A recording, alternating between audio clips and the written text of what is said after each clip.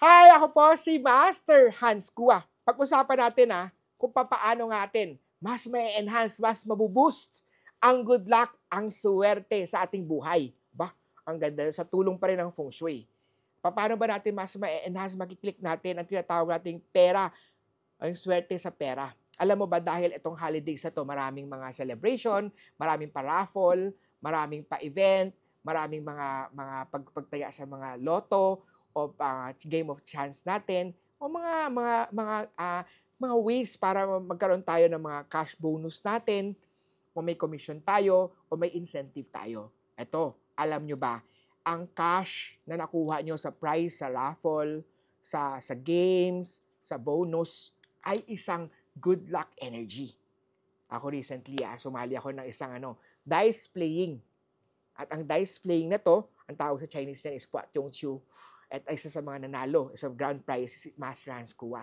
At alam nyo ba, itong pagkuha ng prize na to is pagtawag dyan is, ang pera, ang prize na nakuha mo dyan is the good luck energy. Ang technique ni Master Hans Kua dyan, yung perang na napanalunan mo sa mga paraffle, pag-games, ay huwag nyong ubusin lahat. Pwedeng gastusin, syempre, nanalo ka dito, is i-enjoy mo yung pera na to. Pero you should keep also yung portion of it. Depende sa pwede mong gastusin dito, pero if iba dito, ilalagay mo. Halimbawa, nanalo ka ng 1,000. Ang 1,000 na to, yung 800 ay itatago mo, o kaya 800 gagastusin mo, yung 200 naman ay itatago mo, depende yan sa budget mo. Pwede po yan, yan po yung money o tinatawag natin lucky money. Ilagay po yan sa wallet mo at huwag mong gagastusin. Itong financial na success o swerte na to ay para ka nagpa-plant ng seed, nagtatanim ng wealth seed o money prosperity seed o buto ng kasaganahan. Special energy to dahil itong energy na to, pera na to, ay nakuha mo sa pagiging maswerte, pagiging masaya. Siyempre, pag may bonus ka, may mga prize ka, nagiging very happy ka.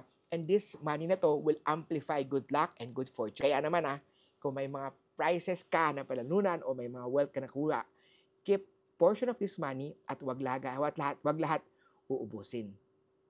O paano? May good luck money ka ba dyan? Share this video at kita-kita tayo sa next feng shui video with Master Hans Kua.